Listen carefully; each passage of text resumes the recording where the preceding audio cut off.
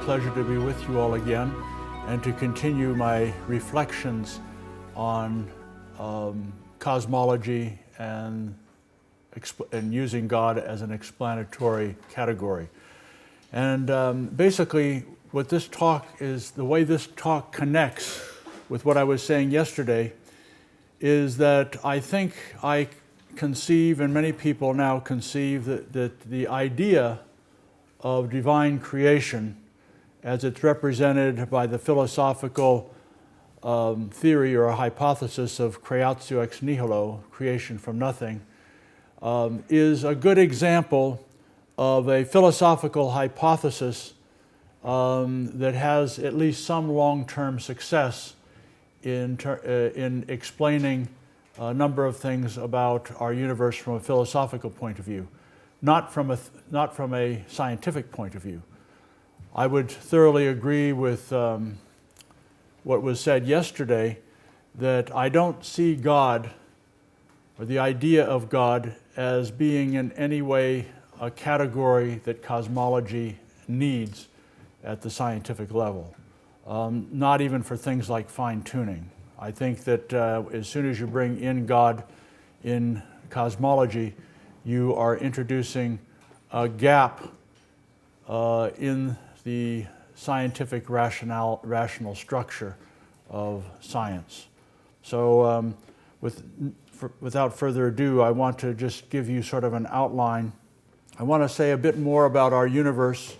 Some of it will be just referring back to what I talked about yesterday, but then I will go on to look at our universe in a slightly different way than is usually presented in terms of key qualitative characteristics of our universe as science reveals it. And we'll talk a little bit about, in that regard, about relationships, order, and the laws of nature again.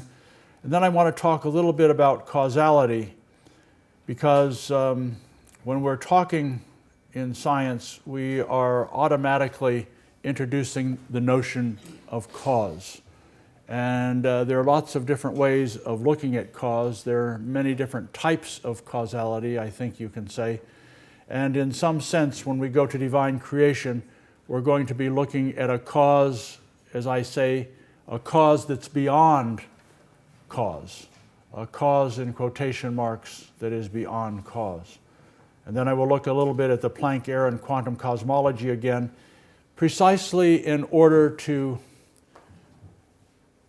zero in on what I would say are the limitations of quantum cosmology.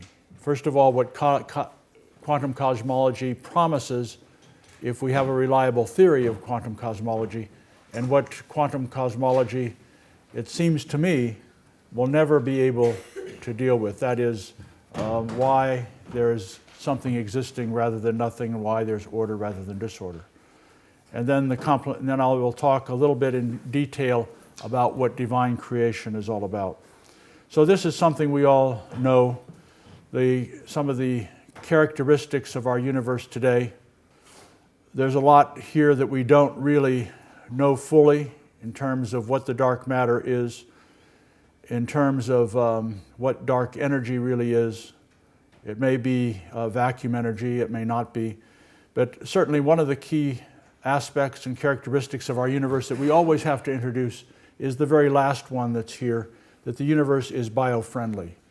And this introduces this whole issue of the anthropic principle, and the universe apparently has to be fine-tuned in order for it to be biofriendly or complexity friendly. And this is something I introduced yesterday, that in cosmology as a science, there is this vital importance of the relationships at all different levels. That's true not only in cosmology as a physical science, but cosmology that includes chemistry and biology and neuroscience. The emerging structures and relationships that develop out of this evolving set of dynamic relationships.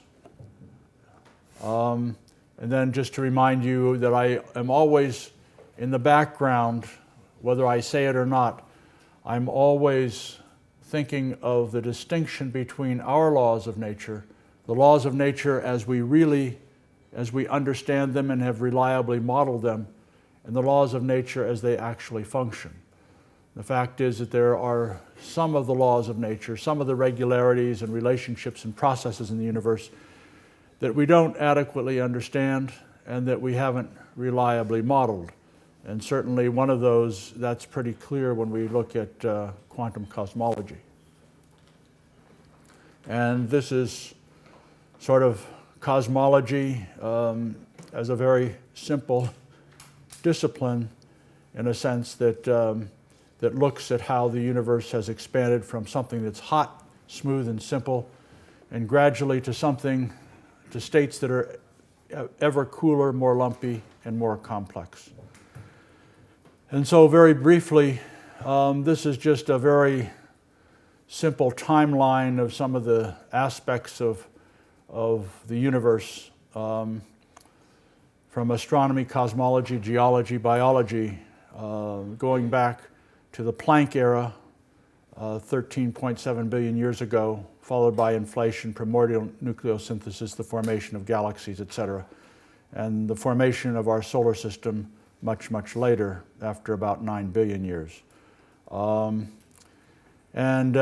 suppose at the very end I could have put down after Homo sapiens or with Homo sapiens or the earliest hominids the advent of what we might call cultural evolution, the fact that, that besides cosmic evolution, chemical evolution, biological evolution, there is what we also experience now as cultural evolution, the evolution of ideas, of literature, of technology. And so this is the particular iconic image that I presented to you yesterday, and observed a number of things about it in terms of not only the physics of the universe, but also our knowledge of it. And the whole issue of the conditions which enable this system to exist.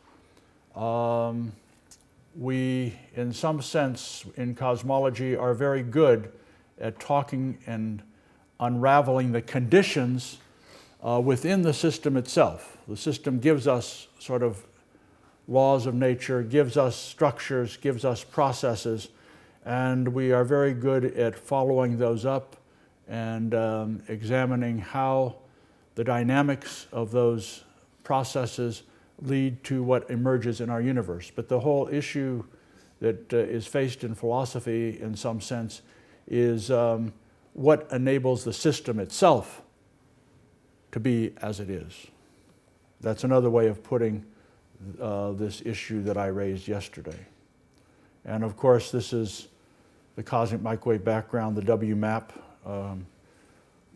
temperature correlations in the cosmic microwave background radiation that indicate these very slight temperature fluctuations that code for density fluctuations of the order of 10 to the minus fifth in the 380,000 years after the Big Bang, say. So that's a little synopsis of what we know about the universe, what we think we know about the universe. But I'd like to sort of step back and I find it very helpful to ask ourselves, what are the key features of the universe that we can abstract from everything science tells us? And these are key features of the universe that in some sense are philosophically and theologically relevant, that have to be taken into consideration. Not so much in their quantitative detail, although that can sometimes help, but in their qualitative aspects. And so one of the key features of the universe, it seems to me, is relationships, the key role relationships play at all levels. That these relationships are constantly complexifying and grow into, for instance, these networks in biological systems or that have all sorts of different relationships that connect things with one another and enable the system to function and evolve in all the ways that it does. And then another aspect is locality. I won't go through all of these, but locality. In the Planck era, there probably wasn't a distinction between the global and the local, but now there is. We can define locales, local regions, which can evolve and we can deal with without worrying about the global context, and yet the global context is very important for their being there in the beginning, in the first place.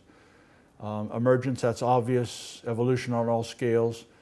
The relationality, highly differentiated and dynamic relationality, really is connected with this aspect of reality, the many nested levels of complexity, going from fundamental particles and atoms to molecules to systems of molecules in chemistry, to macromolecules, to organisms, all the way up, and the complex character of our social relationships within cultures.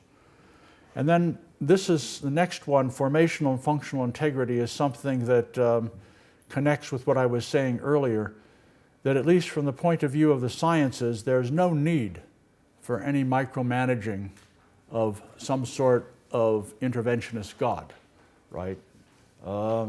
There's an inherent dynamism and an inherent power or set of powers within nature that enables nature to function on its own. The only thing that is still needed, it seems to me, is some ultimate explanation for its existence and order. That's often been called in recent literature formational and functional integrity of creation, or of nature, of the universe. And that's something that the sciences seem to indicate that there's no need, there are no gaps to be filled.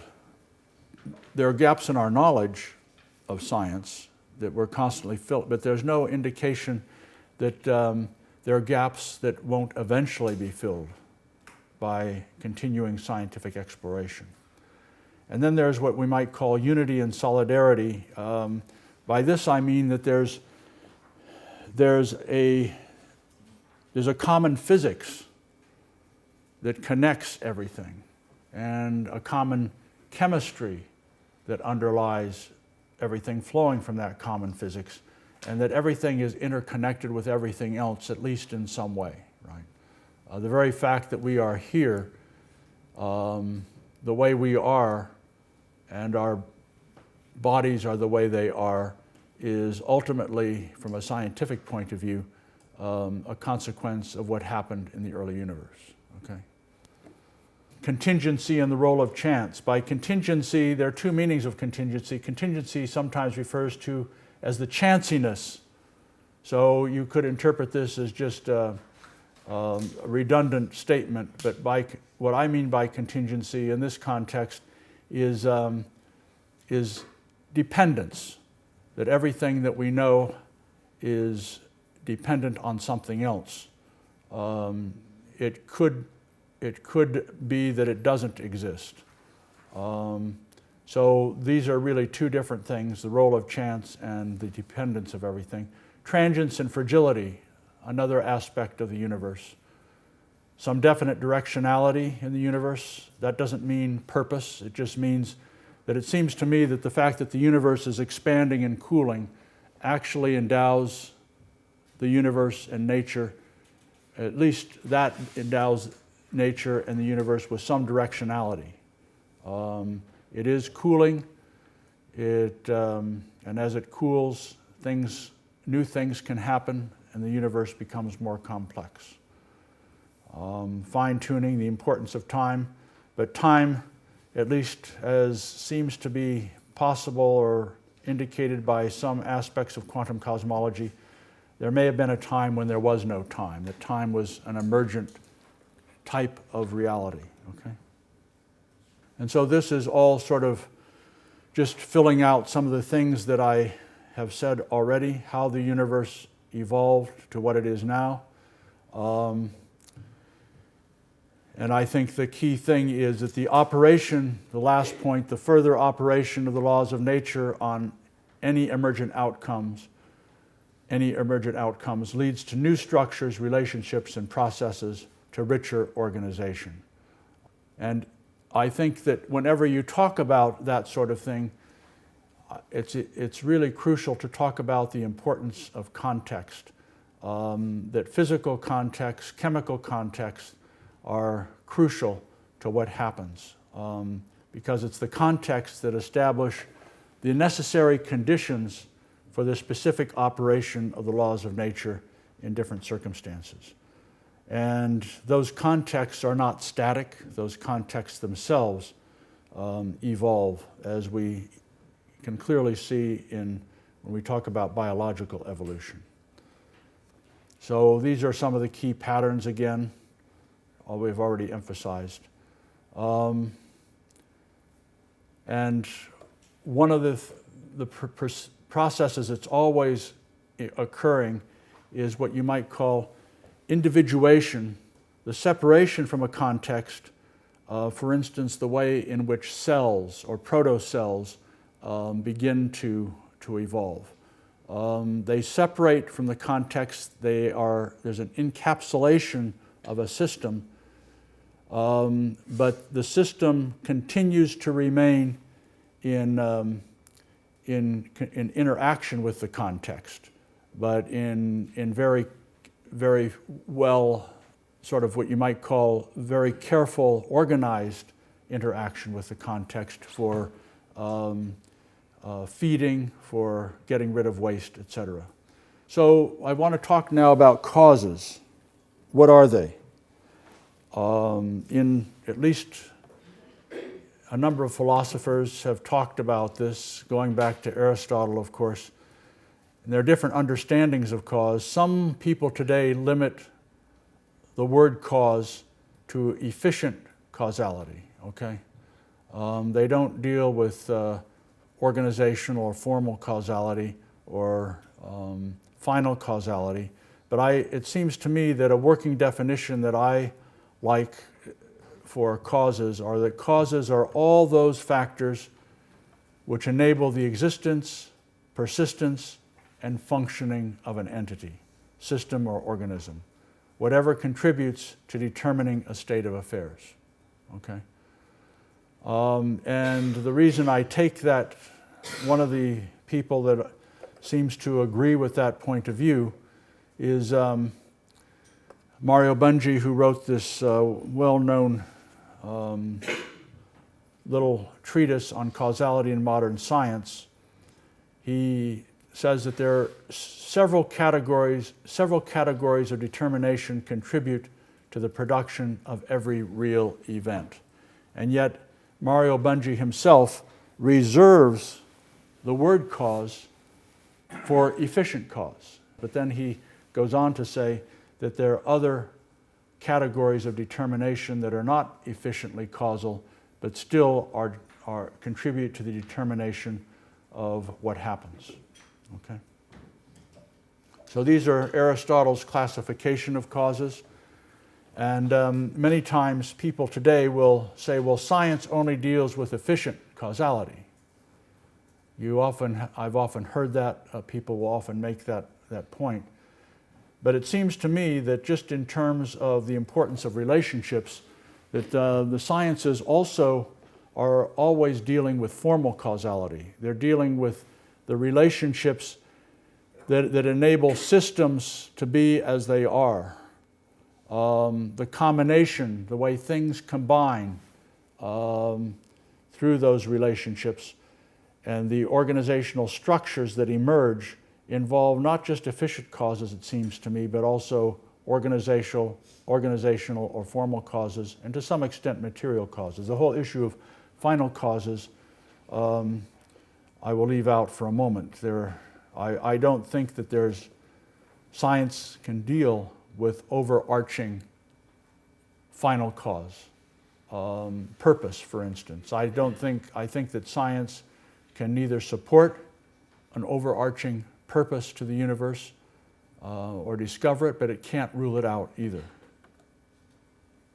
So I think if you look at people who deal with cause, or the whole idea of the factors that contribute to the organization and the behavior of systems, that we can effectively analyze and isolate causes only with great difficulty, only in very simple and ideal situations. For instance, when there's a feedback loop, right?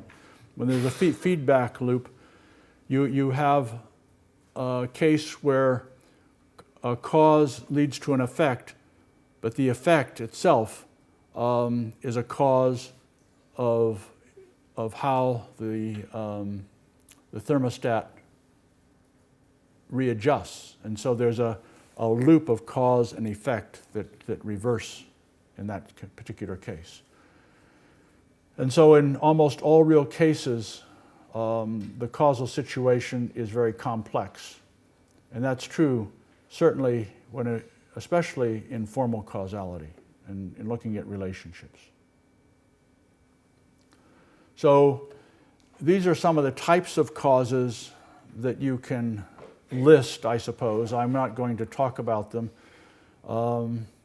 You can look at entities and structures which might be considered material causes in the Aristotelian categorization, processes and interactions, energy exchange, the way things differentiate and combine, which leads to organizational relationships. Some people would say that chance itself is a cause, particularly in quantum theory. And then you might say, well, there are what we might call teleonomic causes, functional teleology, not in the sense of an overarching teleology, but the teleology that really emerges from very complex structures, where, for instance, why do mammals have a heart or kidneys? Well, they have heart and kidneys, a heart to pump blood and kidneys to purify the blood, for instance. Well, there's a certain functional causality that emerges there, because the very reason that those systems have evolved and are maintained and are sustained within the body are in order to fulfill those functions. Okay? And then there are bottom-up, same level, and top-down types of causality, and whole-part causality. Okay? So this is a quotation that I think in some sense summarizes one of my main points of going through this little exercise, from Paul Davies in an essay that he wrote, Teleology Without Teleology, Purpose Through Emergent Complexity. Actually, Paul has two separate essays by the same title, and they're quite different from one another. So this is one that he wrote in 1998. And he says, the development of complexity depends on the kind of radical chance permitted by, yet transcending, the determination of these very laws of nature. These laws are not only valid, but essential. Intrinsic creativity is entirely the result of natural processes which are infused with inherent power of self-organization based on, though not reducible to, these very specific laws of nature. We could spend a lot of time trying to understand and unpack that statement, but there are two aspects of it that I want to highlight.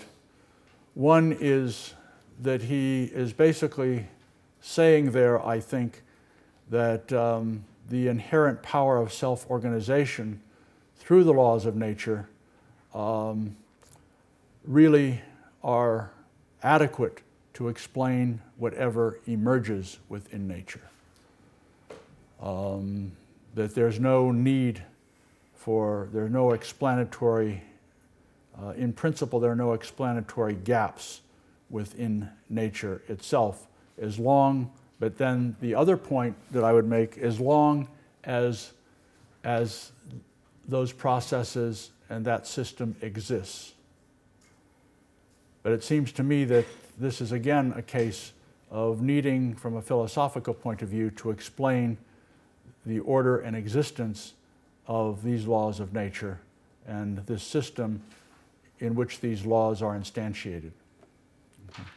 And this is where we begin to look at this whole notion of divine creation, which goes way back to philosophers, both Christian philosophers and theologians, back to people like Augustine and others, but also picked up by the Islamic philosophers of Averroes and Avicenna, a number of others, and by Jewish philosophers like Maimonides. And I use the word cause, and I put it in quotation marks because, as I will say later, this type of cause is very different from any other type of cause that we can discuss. It's not simply an efficient cause or a formal cause or anything else. It's a cause of existence, a cause of order, of deep order, not a cause like intelligent design theory that has emerged recently in the United States, which is sort of a micromanaging cause that fills in gaps in science. That's not the type of cause I'm talking about. So, first of all, in talking about this, I want to do two things. I want to talk about the Planck era and the limits of physics, and look a little bit at what quantum cosmology promises to do, and what its limits might be, and then talk about the philosophical concept of creation. And so this Planck era, which at least if you have three-dimensional space and one dimensions of time, the Planck era is basically the era when the temperature of the universe is so hot that time and space and the physics that we know and love are no longer in existence. And so in the Planck era, there's a breakdown of standard physics, and we need a theory of quantum gravity that involves the unification of all four interactions. And this is basically what I would say, is that right now there's a lot of work on quantum cosmology in all the ways that I've listed here: superstrings, loop quantum gravity, non-commutative geometry, other ideas. And there's been considerable progress in all these areas, as Sean Carroll has pointed out. But there's no fully reliable and adequate model yet. But there's the promise that there may well be a reliable and adequate model in the near future. But I think that any such model that we come up with will rely on physical entities. It will rely on something physics, some fields, some particular organizational structure that is there, and that physics, whatever it involves, will have to mesh with our physics as you lower the temperature beneath 10 to the 32 Kelvin. Okay. And in this regard, I would also just say that the Big Bang, in some sense, is not a scientific concept, in the sense that it really is a term which we use to designate the beginning of our models. The Big Bang is not an event, but simply a term for the past limit of the hotter, denser phases we encounter as we go back in time to the Planck era. But that limit itself stands outside of reliable physics, which is why we do quantum cosmology.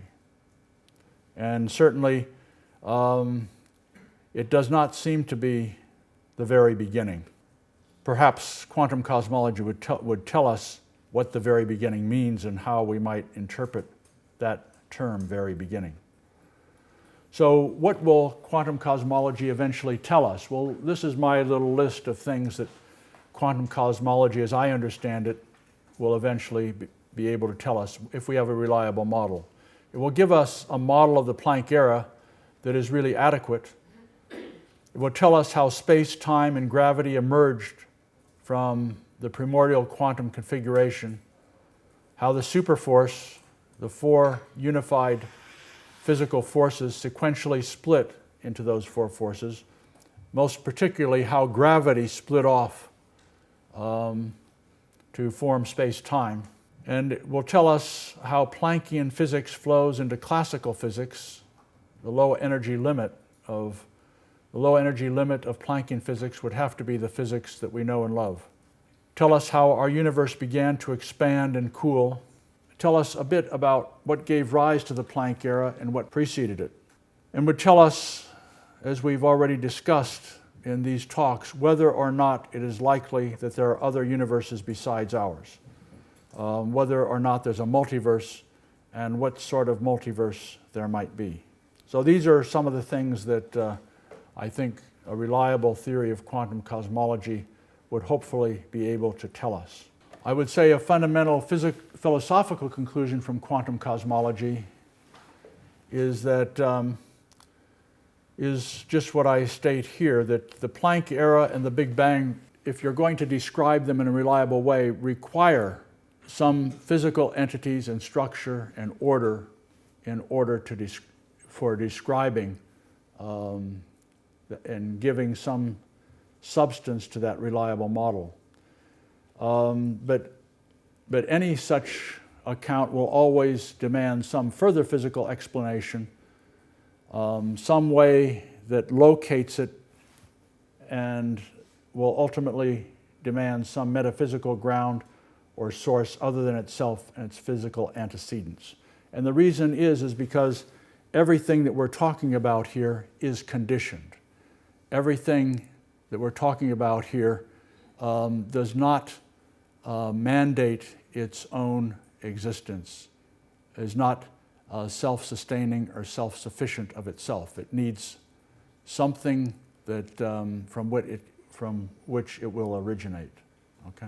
So what quantum cosmology cannot tell us, which is obvious, I've sort of hammered this to death in a way, but why and how something exists rather than nothing at all, and why and how there is order, the source of the laws of physics, for instance, and why and how this kind of order rather than some other kind of order is there.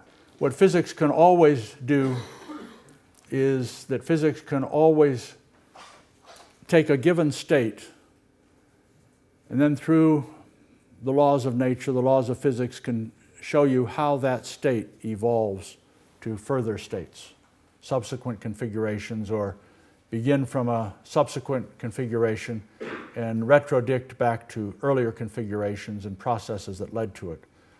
But as I say here, physics itself, when you do physics, you're always presupposing existence and order. You're not able to explain it. And in some sense, you might even say that maybe nothing can explain existence.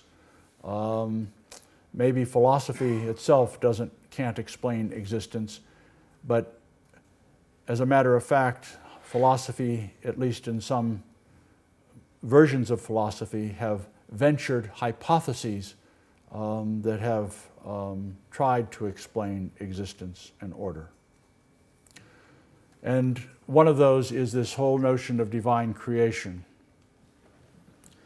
So if you understand what divine creation really is and the way it has been formulated in a very careful way within a number of philosophical traditions, in its purified form, it does not claim to provide an alternative to or substitute for the natural sciences. And the next sentence, I think, is quite important. It's simply and in a very unadorned way. I mean, it's unadorned in the sense it doesn't go into great detail. It just tries to give a particular solution to this problem. In a very unadorned way, provides an ultimate philosophical explanation for the existence and order of reality and of all that the natural sciences explore. Okay? And at least from my point of view, and a number of others, the quantum cosmology and physics cannot do that. It's what we might call the limits of a discipline. It's quite interesting that a number of other philosophers, for instance, Thomas Nagel, a well-known philosopher, in a recent book on mind and the cosmos, points out that one of the things that philosophy is about is actually articulating the limits of the different disciplines, the limitations of the different disciplines. And of course, in doing that, you're also forced to emphasize the limitations or the competencies of those disciplines. So certainly, I think if you look at, say, philosophy and science, you can say, well, certainly the sciences have tremendous competencies. And what we're doing here is just indicating limitations that they also have, things that they cannot deal adequately with. And then in philosophy, we also have to admit that there are limitations, that there are things that philosophy can do that philosophy can't do that science can do. And there are some aspects of philosophy where you can do a lot of other things. I would say too that in philosophy, I once had a teacher philosophy that indicated this particular way of putting it, that philosophy has at least two broad areas. One area of philosophy is what you might call the linguistic area. Philosophy as a therapeutic discipline that helps us clean up our language and our use of concepts. That's one function that philosophy can perform. Seeing whether there are category mistakes in our reasoning, okay? Looking at logic, whether it's logical or not. Looking at the way we use words and concepts. And the second function of philosophy, the function that we're really concentrating on here, is what we might call the metaphysical and epistemological functions of philosophy. The way in which philosophy tries to get at these conditions for the possibility of knowing, the conditions of possibility for existence and order, for instance. So it's because of this difference of competencies and limitations that I see that divine creation, properly understood, is complementary to what Big Bang cosmology discusses and presents. Okay. So, how are we to understand God's universal creative action in this context from a philosophical point of view? Now, this idea is then taken over into theology and elaborated in lots of different ways on the basis of Christian, Islamic, and Jewish revelation. But just looking at the philosophical aspects, and in some sense, these ideas have been purified in their interaction with the sciences, in a sense. That the sciences have helped philosophy, have helped the theory of divine creation to purify itself of those elements which really conflict with the sciences. But the most important thing about this notion of creatio ex nihilo, and I might mention that creatio ex nihilo itself, creation from nothing, is itself not to be taken absolutely literally. It's merely a term that is used to designate this overall theory of divine creation. In some ways, there's a metaphor that's being used even in the term creatio ex nihilo. But it really indicates the ultimate dependence on a creator for existence and order. And it's really talking about not necessarily a temporal origin, right? Not necessarily a beginning in time, but an ontological origin. And to sort of indicate what that means, for instance, St. Thomas Aquinas in his Summa Contra Gentiles pointed out that philosophically there is really no need for an origin in time. But that doesn't really rule out an ontological origin.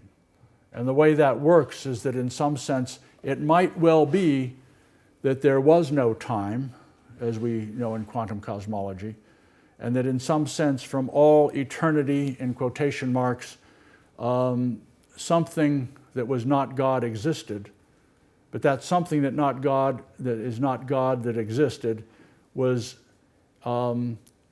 intrinsically dependent upon God for existence. Okay, so it's possible to have an ontological origin without a temporal origin.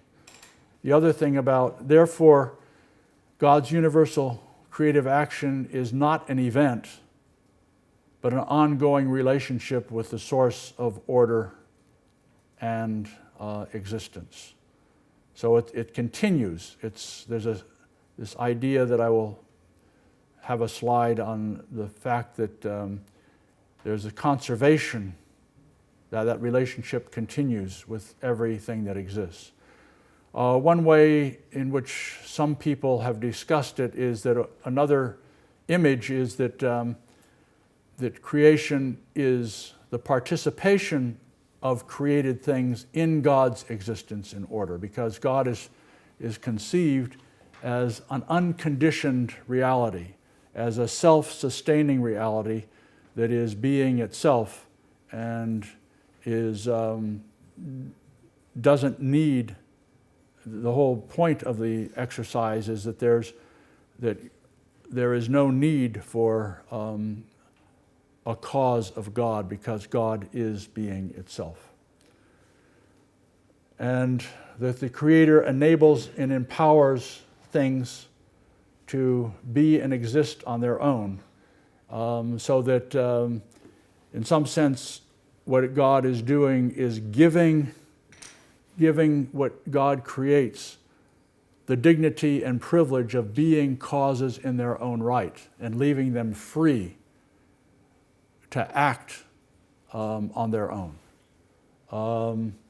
but holding those things in that system in existence and in order, giving it, as I say here, enabling and empowering things to be. And it doesn't really necessarily involve change the way we think of change. So these are some of the things that some of the key philosophers who have looked at this come up with in terms of God's creative action.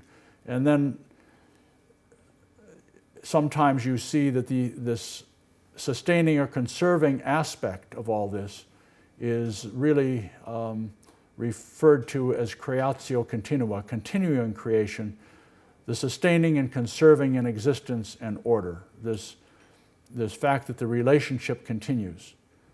Some other people will also point out something I don't have here, that this relationship is not a boring one-size-fits-all relationship, but it's a relationship that's highly differentiated depending on what God is holding in existence, and on that relationship is particular, not abstract. But there are all these other things that go into this that philosophers and philosophical theologians have dealt with. And in this regard, Nicholas Lash, whom some of you know, once made a statement in a conference on this, that in some way there's as much creation going on right now in this room as there was at the Big Bang. And that's because the relationship, the relationship that enables the continuance of existence and order is in force, and constantly in force. Okay. So one thing that you have, this goes back to what I was talking about when I mentioned that I put cause in this context in quotation marks. We talk about God's action, and actually the word God and action and causality are all words that have to be understood analogically. In other words, we talk about God as a being, but God is a being unlike any other being we know, okay? And yet seems to be essential for anything else to exist. I sometimes have gotten into a little trouble by saying that in some sense God is a necessary condition for everything and the sufficient cause for nothing. And I think that's true. God is the necessary cause for anything to exist, but God is not sufficient for anything that happens, okay? But anyhow, you're sort of at beyond the boundaries of where language can go, and yet you're sort of you're trying to move and see what the horizon of your knowledge is giving you. And then when you talk about action and causality, those are terms that we're familiar with in our everyday life, right? Something acts and something causes.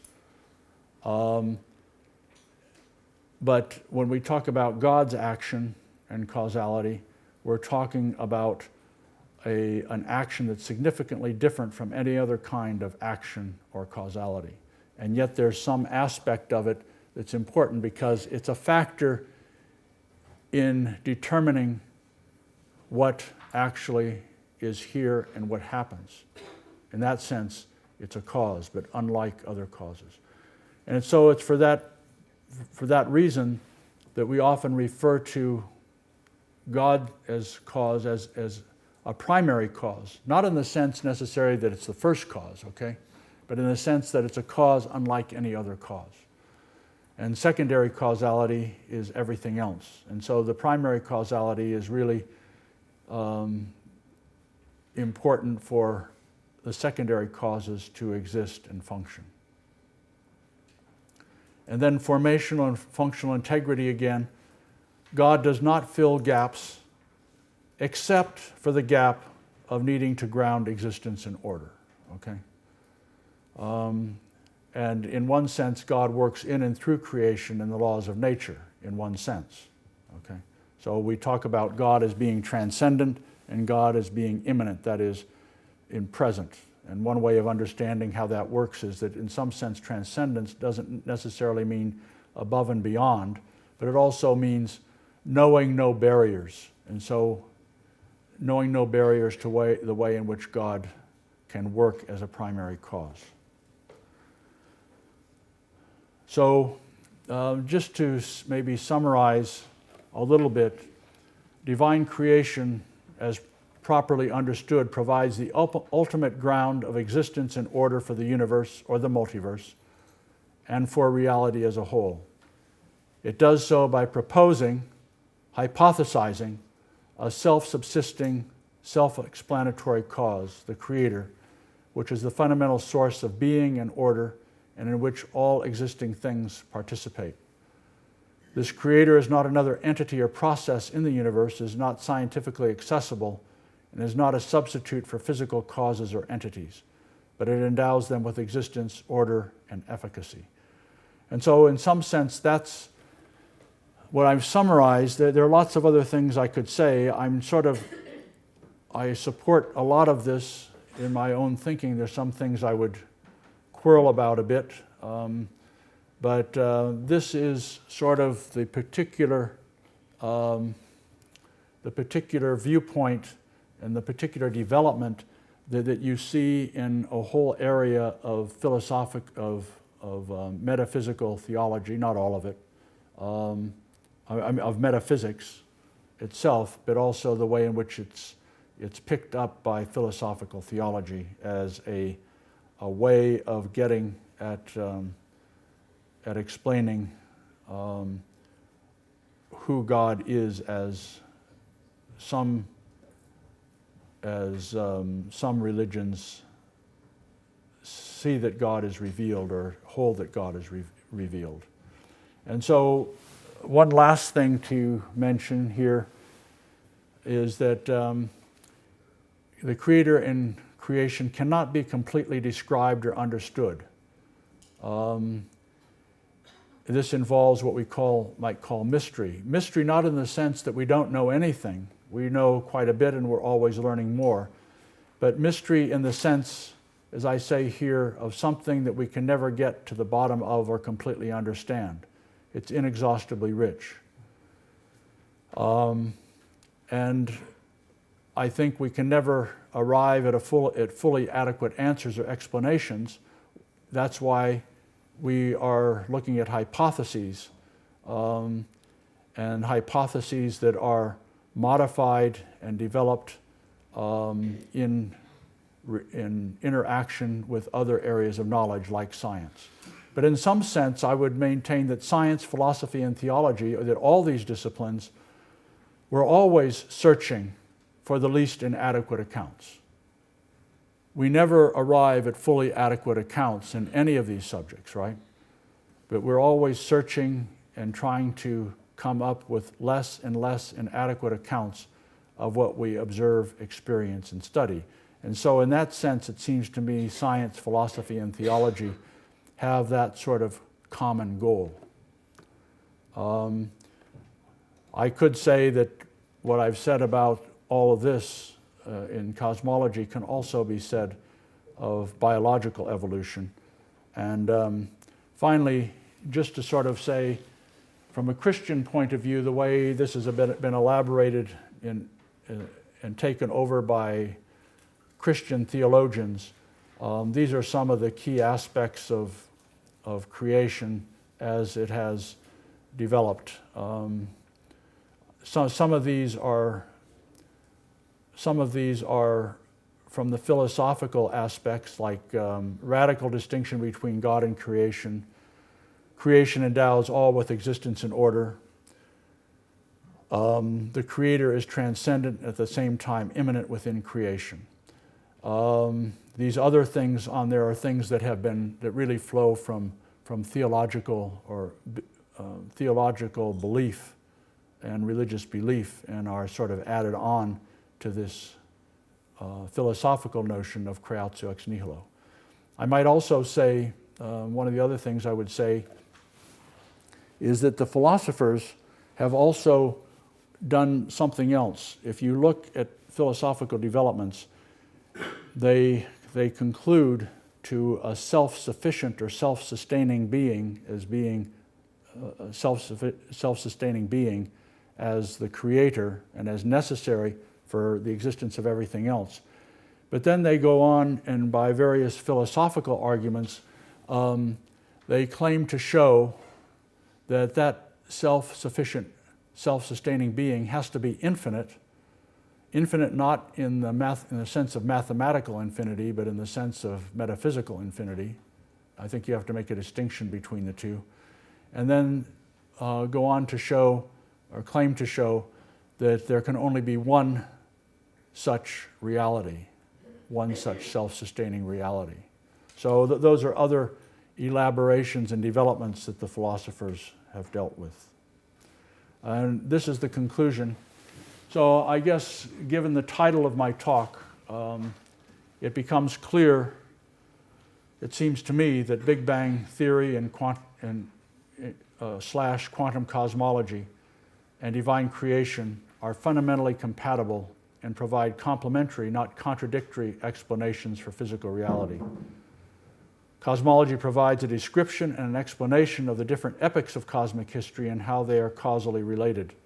Divine creation does not pretend to do the same thing, but provides the ground and ultimate explanation for the universe's existence and order, as well as its eschatological destiny. That last part is really something that is peculiar to the theological expression of divine creation, not to the philosophy, it seems to me.